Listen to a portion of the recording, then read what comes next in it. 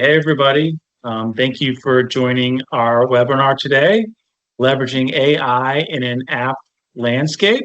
So we're going to talk about the latest and greatest in AI and how we build apps that include that technology. So our speakers today, I'm Josh Enderline. I'm your Noesis account executive. I'm here in Raleigh, so local. And then we have Joao Moreira, who is a leader from our low code group. He's going to talk about OutSystems. And Joao and I actually presented this a few months ago at the NC Tech Expo event.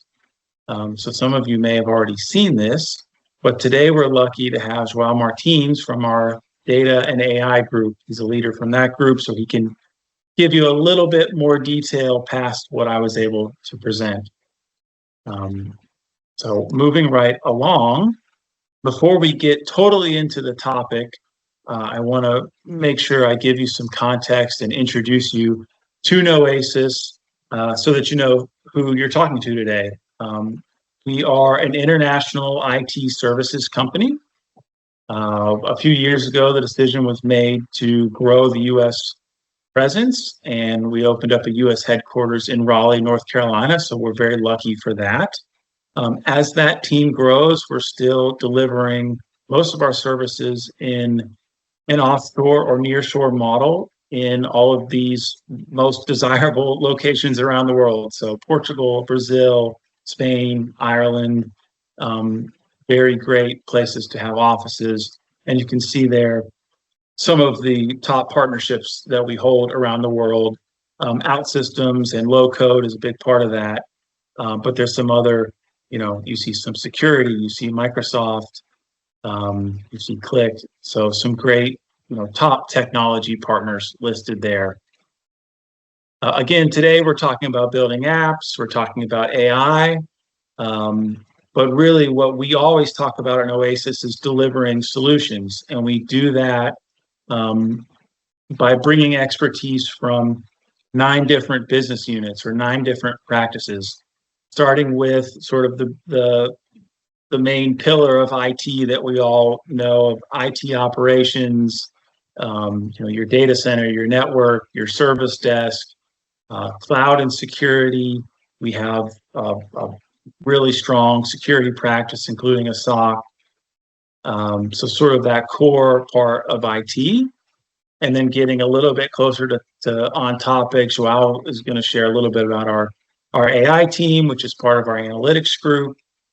And then when we build these apps, we often pull resources from our quality management team, which sort of includes everything DevOps, everything test automation, and then there's a whole group dedicated to enterprise application integration.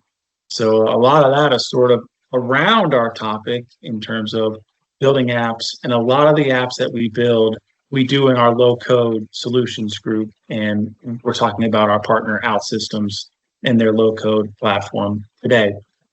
So that's a little bit about Noesis. The obligatory logo slide, you can see big customers, small customers. We've got retail, we've got manufacturing, we've got, you can see here, and I would say maybe 25% of these are US customers and the others are spread out around the world. So I just wanted to make sure I gave you an introduction to Noesis as a whole. And now we can get started, passing it over to Joao Martins, again, from our data and AI group. Hi, just thanks for your introduction. Good morning, good afternoon, good evening. It depends on your time zone. So, and for this, I will start my presentation in a little bit different way. I will not go in the techie way, neither on the completely business focused side.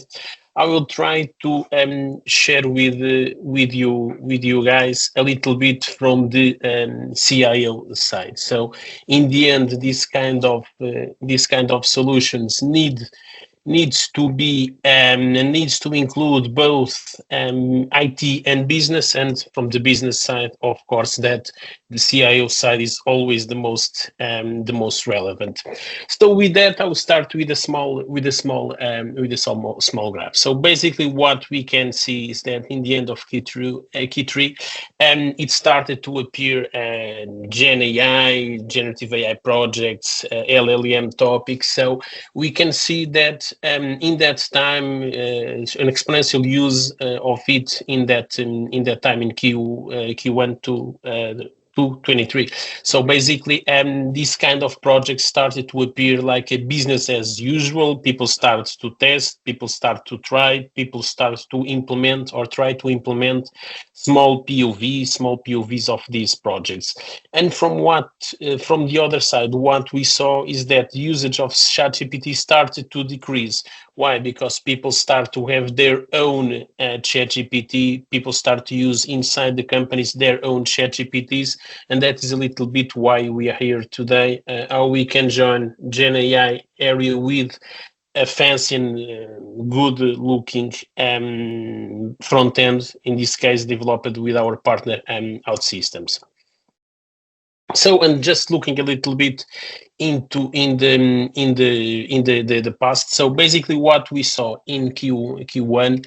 And we can see that on the left side is the importance of this kind of wording, and in the upper side is the change to the last Q. So basically, what we saw in Q1 was the big topic of sustainability.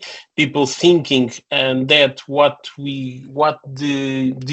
the usage of this kind of more complex model requires more energy, requires more efficiency in terms of energy consumption. So basically, we saw that kind of vision because people were using the same model for everything. So people, if they need just to check some kind of info inside the document, they use a large model. So and comparing to Q2, what we can see really quick is that we have two big topics right now again on the left side. Rising LLM, so people starting to use different models for specific usage in terms of Gen AI and large language models. So people start to focus what model should I use and not use big models when we don't need. So in that way, sustainability still is a topic, but with not so importance as in the past, and industrial AI. So people saw that we can have generative AI projects, but we still have more traditional, what they call industrial AI projects. So people still need to do their kind of forecast. They need to do their recommendation system. They need to do those kind of more machine learning projects. On top of that, why not use generative AI to create new content, to create new methodologies on top of those more traditional industrial AI use cases? For that, and making a little bit the bridge between what is on the mind of the CEOs and what is our experience and what we are typically delivering into the market in these terms of more industrial AI. And when we talk about industrial AI, we are not talking about industry as itself. We are talking in a broader spectrum, like AI that can help multiple industries. So we are not focused on manufacturing, on energy utilities. We are focused these kind of use cases in a broad spectrum of areas. So basically, and what we did in the past and we still do, is having focus in terms of forecasting. From one side, consumption, from the other side, the demand forecasting. This kind of use case there, we still and we will keep implementing machine learning algorithms more on the predictive side.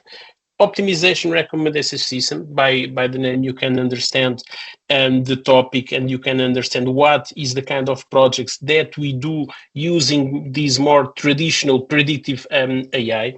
If I can optimize my process, if I can optimize my schedule, I can after make some questions in terms of the optimization that I have done, or I can create a new optimization scenario. So from one side, I predict.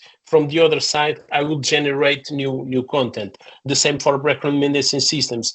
If I can understand the behavior of a specific customer, I can start to tailor and to generate a specific campaign for this customer, for this segment, for this cluster of customers. So, and again, starting to do this bridge between industrial AI and generative AI.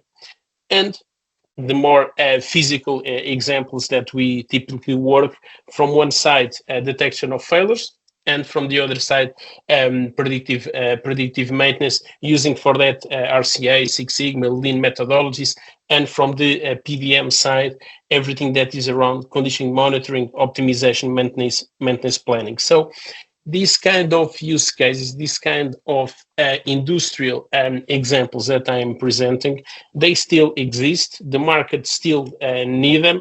Retail still needs to do their kind of forecast. An industry, CPG, still needs to understand what is the demand that they need. So these kind of use cases, these kind of topics, still really relevant nowadays. But if we can join generative AI and predictive AI, we can have a win-win situations. So, for instance, if I can predict in a proper way, I will be able to generate more. If I can understand the specific behavior, I can generate a specific target campaign. For instance, to retain a customer.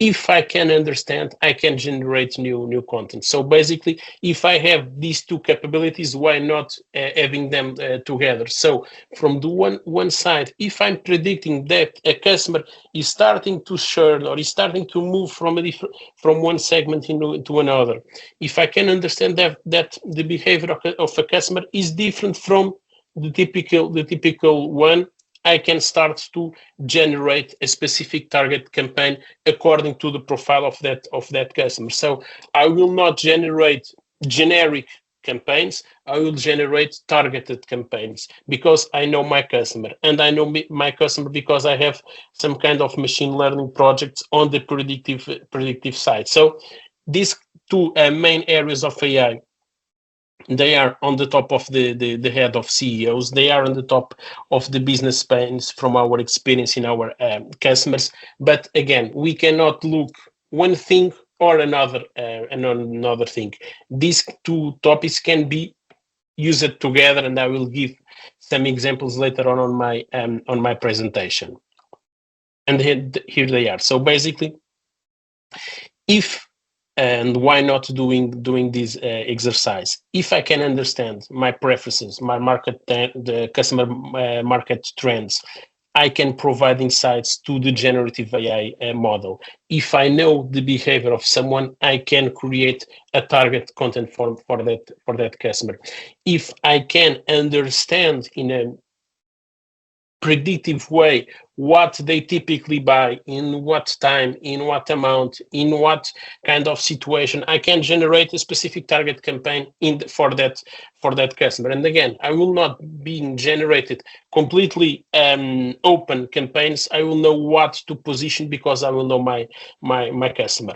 From the other side, the simulation forecasting side. So if I already have my algorithm running, if I already have my forecasting running, I might need to generate and to simulate new scenarios. And one thing is to create the data, or using another algorithm to create the data. That will not be completely aligned to the topic. Another thing completely different is to use Gen AI to simulate and to create that synthetic data. So if I can generate synthetic data to test my model, to test my forecast, I will understand that my forecast is good or is not so good in a much more quickly way than just from one side waiting things to happen, from the other side to create data by myself or to get some data from the internet. Another really relevant area: anticipate customer needs or problems based on past interactions. So again, always the same idea. If I'm facing, or if a customer is making some kind of complaints, if the customer is making some kind of not so good reviews about my projects or about my product, I can create personalized response, personalized solution. One thing is to have a one-to-one situation where a customer is identifying a specific problem, and then I will go to solve that customer pain. It's not feasible to work in that way. Another way is to use generative AI to create this kind of personalized response. Finally, the last one, and one of the most required examples or use case in the market nowadays, the document catalog with an advanced LLM model to search. So basically, the capability to search in my documentation using a natural language. So if I want to search a specific topic, a specific area, a specific question on top of my documentation, for that, I will just use from one side to create the non-structured database. I will use predictive AI. I will use machine learning models so that I can split the documents or to join with other data source, the typical data engineering process. And from the other side, generative AI will give me the capability to search on top of my documentation. So basically, for examples, where we can really quick understand how we can join both of the areas, predictive and generative AI.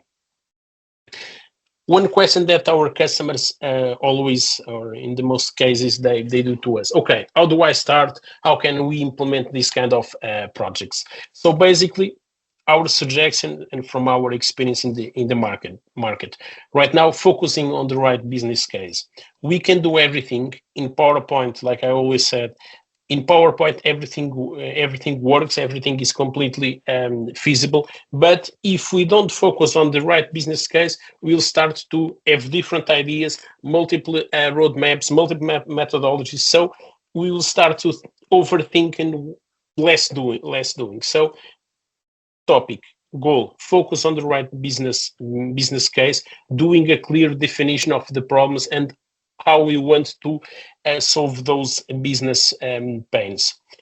From the other side, AI projects are still IT projects. So we still need to have IT team, business team, partners in the table, making questions, making suggestions, because business side can have a brilliant idea. They can try to implement the top of the top in terms of projects, but if they don't have the help from the IT to provide the right data, again, it will be just a fancy PowerPoint. From the other side, IT can have the best data engineering process. They can put all the documents, all the sources in the correct time available for the business team. If the business team doesn't know about it, again, it will be just an IT project that will not go further. One thing that is really relevant, build a foundation that lasts, and that's why we are here with the OutSystems partner for this. So basically, we can try to do a fancy chat with a good OpenAI model behind to search my documentation, to create content.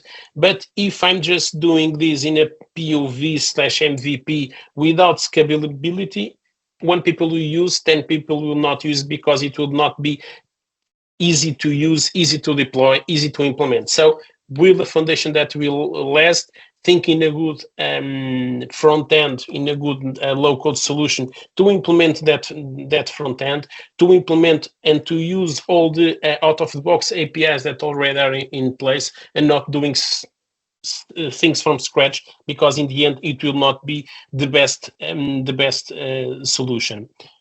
Last but not the least, bridge the gap between data science and business team. Again, you can have in place all the best data scientists. If they don't talk with the business team, they will be just implementing good algorithms, but not use it on the business side. So join this kind of profiles, and you will have the best team to implement this kind of projects. So for this, and we call this the Fantastic Four, how we can move from a fancy idea, a good PowerPoint, a vision, into something that is applicable in the daily basis. For personas that need to be doing these kind of projects. Of course, from one side, ourselves as the IT service company that can implement these kind of projects, that has the experience from OutSystems side, from advanced analytics side, and even joining both of the practice, we already have that kind of experience that I will speak in the next slide. So ourselves implementing these kind of projects, partners. Having a good partner is critical in this journey. It doesn't make sense to start to create something from zero if there is already a partner in place that knows how to deal with some kind of topics. From the other side, again, business team and IT team. I always like to stress this kind of message because, again, people from the business side will be the consumer of this kind of application.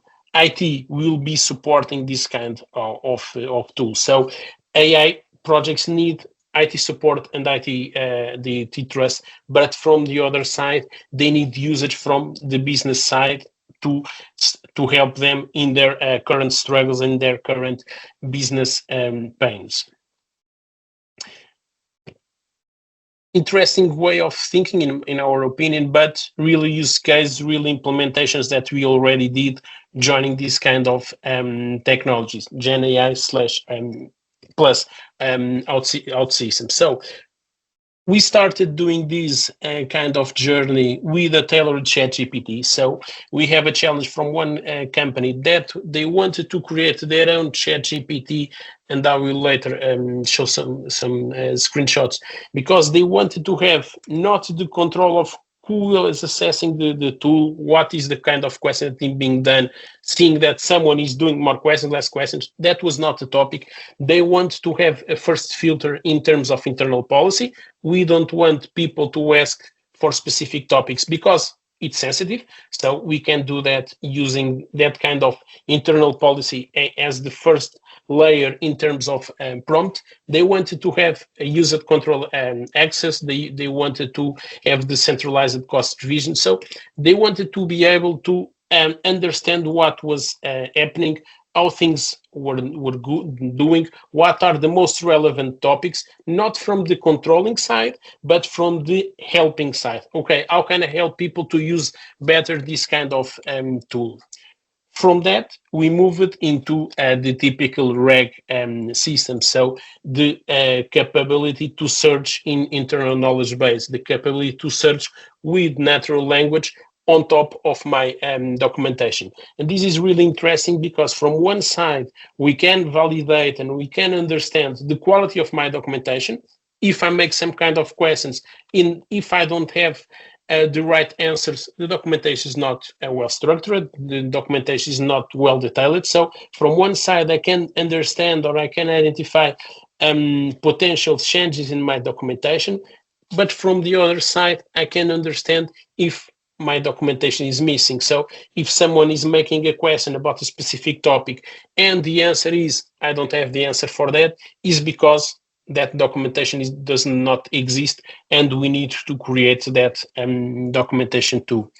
One thing that is really relevant for this kind of topic is that we can block the search of the model just on top of my documentation. So if I will search for something that is not on my documentation, the model will not create it. The model will be just able to reply with the documentation that I provided.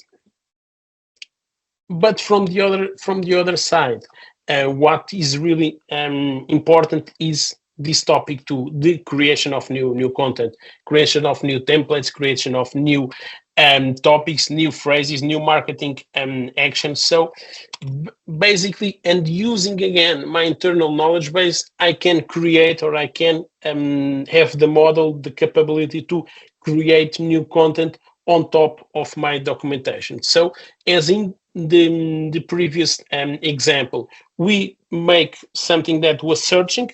It doesn't create any kind of new content. It will only reply, I will not have, and then of course explaining and showing what is the reply for the answer that was being done. in this example, we create content. So I will tell to the model, having this kind of documents, having this set of information, please create a specific marketing campaign for this kind of product. Please create me a template so that I can send into the market talking about a specific product. So basically, one side, we can block, or we can have a more assertive reply from the model. From the other side, we can let the model to create a new content. From that, another relevant area is all the customer service malautomation examples. So imagine all the emails that the company receives every day, making questions about a specific product, about a specific practice, about a specific logic. And we have people that their job is to open the email, making a copy, paste, and replying to the customers, for instance. So we can automate all these kind of projects using Gen AI for that. So basically, what I have is my model to go on top of my email, providing the relevant information, making with that information, for instance, if he's a customer making some kind of questions, transform that question into a query, going against the database, preparing the answer, and giving the answer back to the customer. Finally, one example that I will show is the virtual assistant using a more humanized approach, using Gen AI, so that we can talk with the chatbot, not using a specific script, but being able to make different kind of questions. And last, from our experience, we have this capability to do this kind of comparison between frameworks, not from the technical side, but more from the consultancy side. I will be really short on this. This is a project that we have in place that is up and running in one of our customers, and in the end, he wanted 5 big topics to be covered with the project. So, a good and customized front end, and for that, of course, that we use OutSystems to create the front end and to create all the connections between front end and back end. They wanted to retain the user history settings. Again, for that, we use it OutSystem as the front end that people can change a little bit the temperature of the model, semantic ranking, etc. So basically, having a front end that was not only a searchable window, but is a really application that people can use. And 3 of the examples that I talked before. So the tailored chatbot, internal knowledge base searcher, and create new content. And for that, as you can see, we joined 3 of those use cases in just one solution that in the end adds this kind of look and feel. So basically, and these were customer requests in terms of colors, lettering, position of the boxes, position of the history. So basically, what we created was, from one side, and my colleague João Moreira will explain a little bit later how OutSystems work. From one side, using OutSystems to create the front end and to be able to talk with the Gen AI, the OpenAI process that we implemented. And in the other side, in the backend, we implemented this using Azure, but we can implement this using Google, using AWS. It doesn't matter, basically.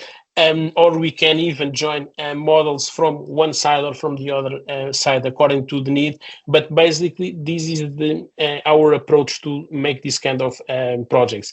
It doesn't make sense to have just complex OpenAI model running or a complex backend running. We need to have a good and easy to use front end as the top layer of this kind of application. Just a quick example of two use case. This is something that we have done, again, using OutSystems as a front end virtual assistant. So basically, we can talk with the assistant, with virtual assistant, telling him that in this example that I want to learn a specific sport. This is these are my characteristics, and having the model replying and talking with us in a proper way. I will not need to follow a specific script. I will have generative AI generating suggestions from me in this kind of use case. So imagine everything that we can do using for this, just a good front end, a good back end, and in a really quick way we can have a chatbot talking with us, present in our website, giving this kind of feedback and this kind of usage for a customer that doesn't need to go to the store but still have some questions to do. As you can see on the video, I'm making questions to my virtual assistant. I'm getting the answers. I'm getting the sneak peek of the product with the price, with the description. So basically, I'm talking with someone that is not a person live in a store. I'm talking with the virtual assistant that acts like a person in a virtual in a store. Documentation catalog, basically.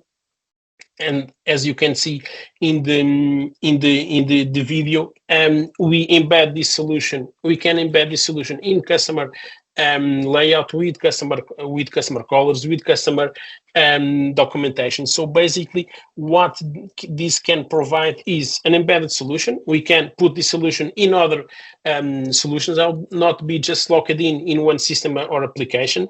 From one side, from the other side, the business side, I will reduce the time to search in my documentation and in other data sources. If I need to join multiple data sources to have a specific answer, we can do this. It's completely integrated with the current ecosystem, using the correct tool for the correct work. So we will not need to put a new tool inside the customer to buy a new software. We can do this using typical low-code platform and OpenAI, Gemini, Bedrock systems. So basically, we can do this with multiple clouds. And again, from the business side, what will benefit with this? What will be the gains for the company?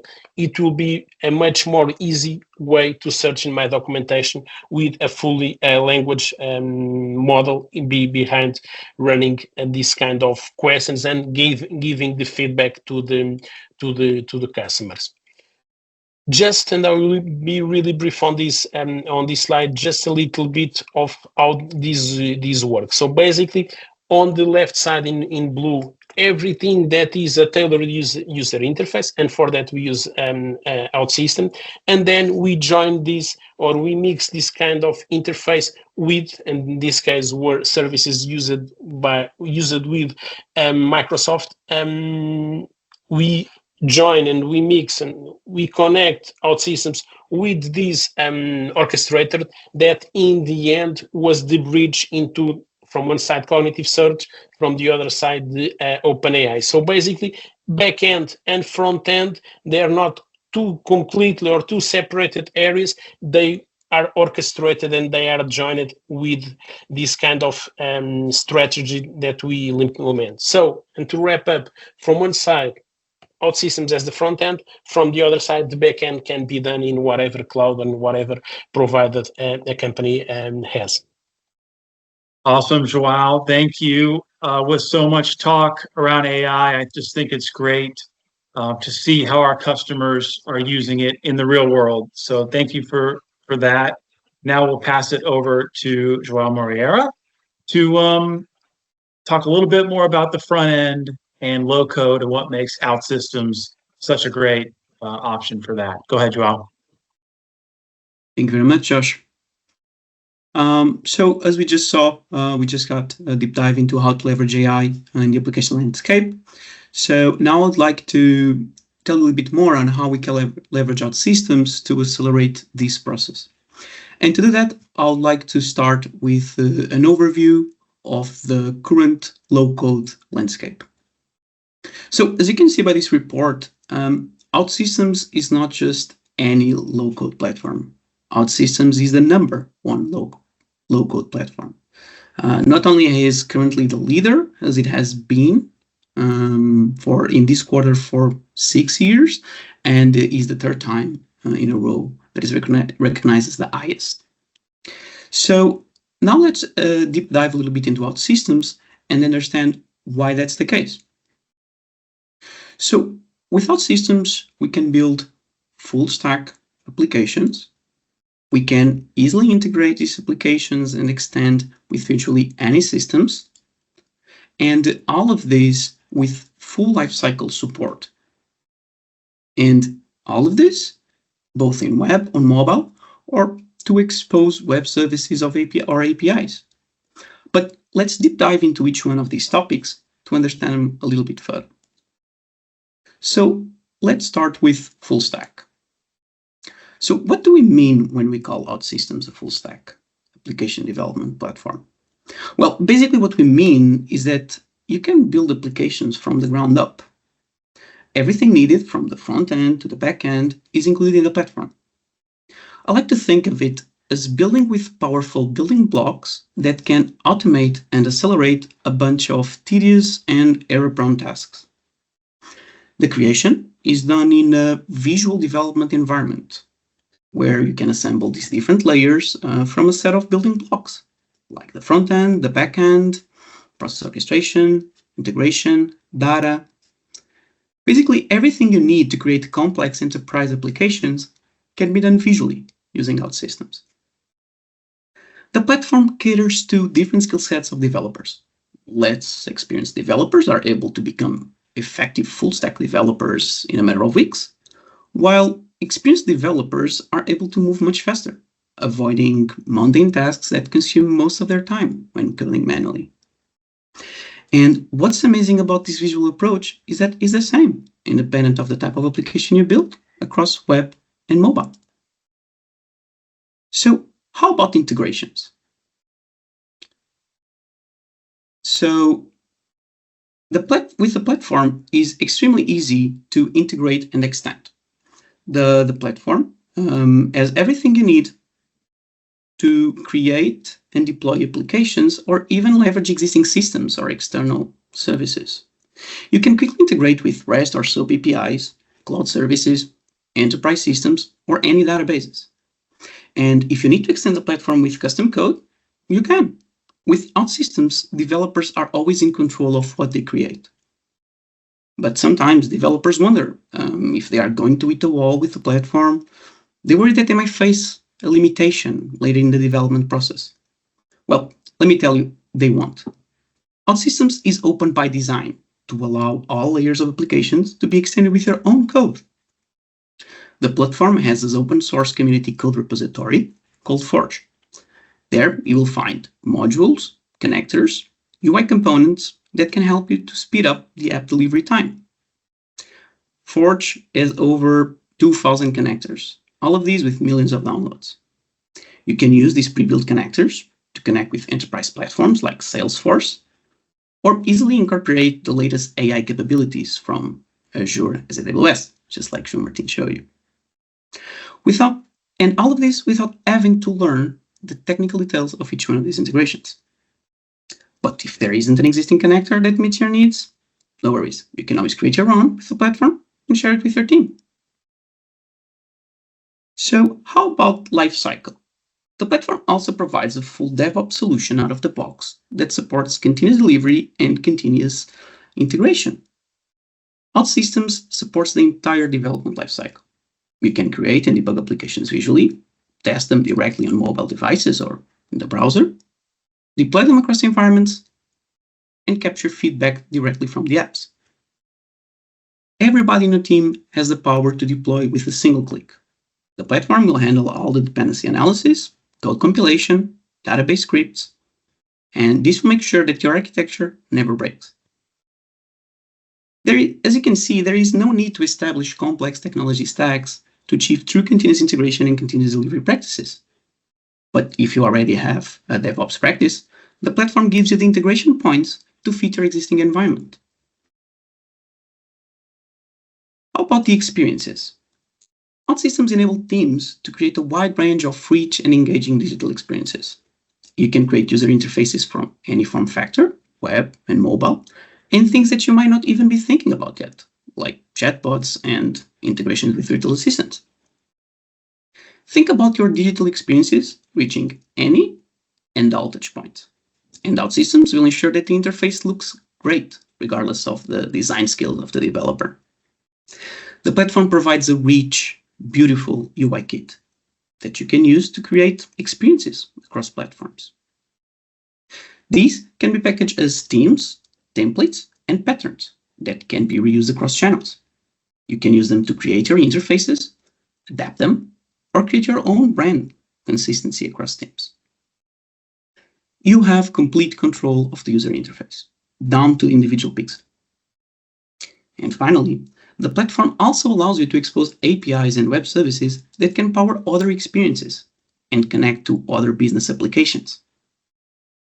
So, as you can see, OutSystems has a lot to offer. And these are just some of the reasons that make OutSystems the #1 low-code platform. But before we get finished, let me just pass the word back to Josh, just for a quick wrap-up. Awesome, Joao. Thank you so much to both Joaos. I think the low-code strategy is important for every customer, and OutSystems has been a great partner for us and great for our customers. And then to see the advancements of AI inside of that platform, and then combined again with Joao Martin's use of AI like ChatGPT, it's exciting to see some of those use cases that we talked about, enhanced chatbots, virtual assistants, internal, documentation portals, all part of what we talked about today. So that's it for today. A quick wrap up. Please keep in mind that Joao and I are here in Raleigh. We would love to connect. And if you have an idea, we want to talk about it. We're delivering projects, and most of them start with a POC. And it's not months and years, it's days and weeks to get some of this off the ground. So thank you and have a great day.